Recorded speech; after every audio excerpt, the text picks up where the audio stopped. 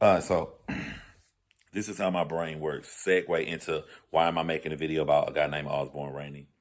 I'm sitting on my couch. I'm looking out the window. I got my affairs in order. So I'm traveling to New York. I'm ready to go to New York, hang out with Stephanie Harlow. And then after that, I'm ready to fly back home in Georgia.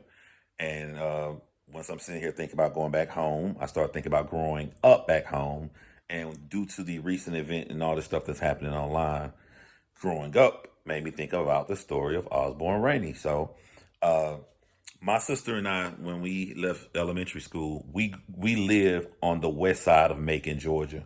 On the west side of Macon, Georgia, when you go to high school, you're supposed to go to Central. Only my mom graduated from Southwest High School. All her sisters, everybody in my entire family graduated from Southwest. So the unwritten rule was, we don't care where you live, you have to find a way to graduate from Southwest High School. So my mom found an address she used. As soon as my sister got to and I got to middle school, we transferred to McAvoy Middle School. McAvoy Middle School is the middle school for Southwest High School.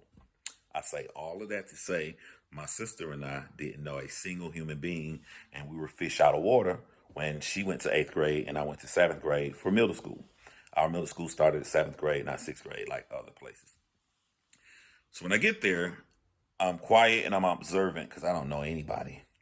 And I'm just looking around. I'm seeing people getting beat to crap left and right. I remember walking into the gymnasium, which you go to in the morning at McAvoy, and I remember seeing this guy named, I remember his name, Whitehead. I think his name was Paris Whitehead.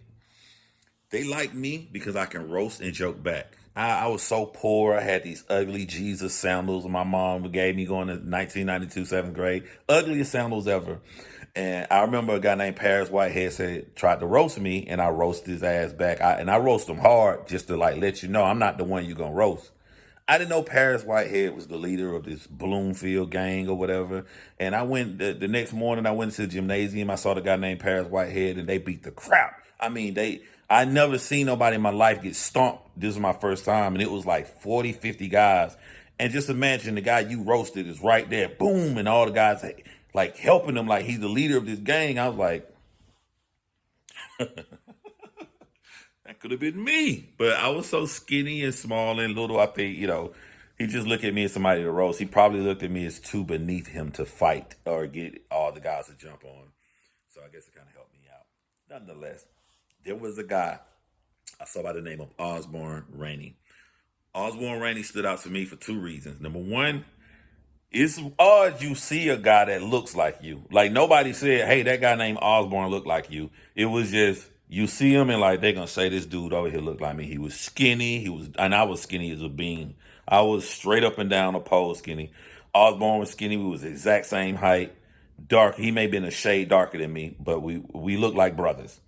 But there was one difference between me and Osborne Rainey, and that was I was so poor. You can see I was poor, and all my stuff. Even when my mom was so poor, like I begged for stuff. By the time I get it, it's out of style. 1991, overalls was in style, and wearing one overall with the other one laid down, that was cool in 91. I got it's 1992, and I got it's out of style. The summer before that, the sandals was in style. I got the cheap pair of sandals, not the real one, and it's out of style. And I got socks on with them. I'm just dirt poor. But Osborne, I've never seen anybody dressed like that at that age. I mean, the dude rocked nothing but polos, Tommy Hilfigers. He wore all this expensive stuff, and it was brand new. He knew how to color coordinate it. You look at him, the brother had on cologne in seventh grade. I'm gonna put this in my Facebook so the people I grew up with can see this video and be like, yeah, John telling the truth about Osborne. But he was well put together, and he was quiet and to himself. Very neat guy. Like I wish I could dress like Osborne. But I knew that you can't look the way Osborne looked and not get beat up. It's impossible. And sadly enough, I was right. And quickly from seventh grade, I say eighth grade, like every time you see a group of guys running, you be walking with your book bag, you see 50 guys running, and they're like, they beating the crap out of somebody. Like, I bet you that's Osborne. Telling the story of Osborne, because I'm just like looking at nature versus nurture. When I first saw Osborne in seventh grade, Osborne was running. I saw the fear in his eyes. He was scared. I'm seeing Osborne get jumped on and beat up in 8th grade. I'm not seeing fear in Osborne. I'm seeing Osborne, a little skinny, but standing there like, what's up, what's up? He know they're about to beat the crap out of him, but he's standing his ground. Osborne not taking this no more. So finally, we get to Southwest High School. I'm in the high school. My mom and everybody graduated from. Her plan worked with the address she found. Both of her kids are in Southwest High School. So it's Osborne.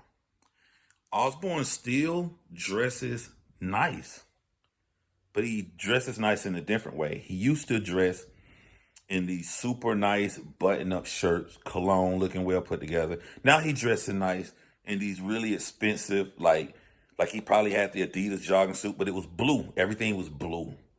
Osborne was now a Crip. Still neat. He wasn't a raggedy kind. He still was sharp. Still was nice, dressing everything, but a Crip. And Osborne also had this cold look in his face like, I will end your life. I will kill you without a thought if you try to mess with me. I remember specifically, we went to this teen club in downtown Georgia. I can't remember the name of the club.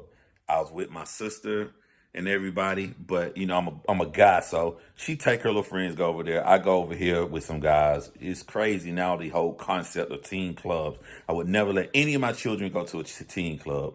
And these were real clubs. Like the clubs closed at 1 a.m. Like teenagers, like the thought of someone being under the age of 18 going out of the club. Nonetheless, the club closed, everybody come outside. I'm looking right at Osborne. I tell you, Osborne got on his like the wind jogging suit, the wind suit, whatever. Feel like the plasticky material, whatever. He got on a fresh pair of all white shoes, and I see the silver chrome gun, and he just shoot up, bah, bah, bah, everybody running, boom, boom. He's shooting it all up, and it's Osborne. Like you ain't no talking to Osborne. It's this little kid, this little quiet little kid, non-violent kid, is a fucking teenager now. And he not playing. The money that his parents gave him, he can buy all the kind of guns he wants to. And I'm watching bullets fly past me and stuff. Pop, pop, pop, pop, pop, pop, pop. And I remember about this story. This is so weird how I grew up in the hood. I remember liking that night. No one got shot. I remember liking that night because through all the screams and stuff after Osborne ran away, I remember hearing my sister's voice and everybody, and all these girls was looking for me. Your sister going crazy looking for you. Because, like, you know, when you have a sibling close to your age, you don't know if they like you or not. But when that serious happened, when everybody's shooting it up, she was screaming. She's like, where my brother? Where my brother? And she found me. And when she found me, I was like, yo, that was fucking, I was looking right at him. Like, how the gun was just standing, like, I was right in his face. He was just shooting it up. And then we went to another party. I don't remember what year this was in high school, but we went to this other party. I think this party was on the Pleasant Hill around somewhere. But I remember Osborne came to this party or whatever. This was in the projects in the hood. Osborne came to this party to shoot at these two dudes, or one of the guys he had a problem with. Osborne shot one guy. Bullet went through him, came out of him, and hit his brother and killed his brother right there. In prison. In prison. You know, like people see, and I'm not making excuses for anybody, but people see situations and they when you're not in it, like if you from some uppity suburb or whatever, you're just like, gang violence in the hood of the projects. First of all, Osborne didn't come from the hood of projects. Osborne came from upper middle class suburbs. Osborne came from a family with money. But what happened to Osborne was that nature over nurture. He's being nurtured the way he grew up from being a little boy, a 12-year-old boy in 7th grade. He was getting the shit kicked out of him.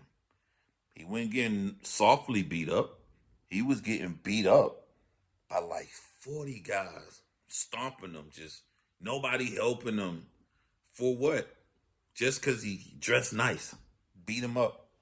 And I lay here on this couch and I'm getting ready to fly, have fun with a friend in New York. And then after that, I'm getting ready to fly back and have fun with my family, my kids and stuff. And just the things that happen to you in life. like this dude is in prison for the rest of his life. We both in the same school. We both skinny. We both look alike. One of us got picked on because they had parents that could afford nice things. The other one, silly little class clown that got accepted by the crazy bullies and thought that I guess I was just too weak of a person to even try to beat up. They just wanted to hear me joke or whatever, and my being able to adapt to that situation without having to fight probably saved me and helped me. So I was just randomly thinking about the story of Osborne. I do this a lot. If you guys like stuff like this, just put it up here. Just all the things you see in your life and as you travel across the world or as you've grown up. Just sometimes you sit down and you reflect on those things. So talk to you guys.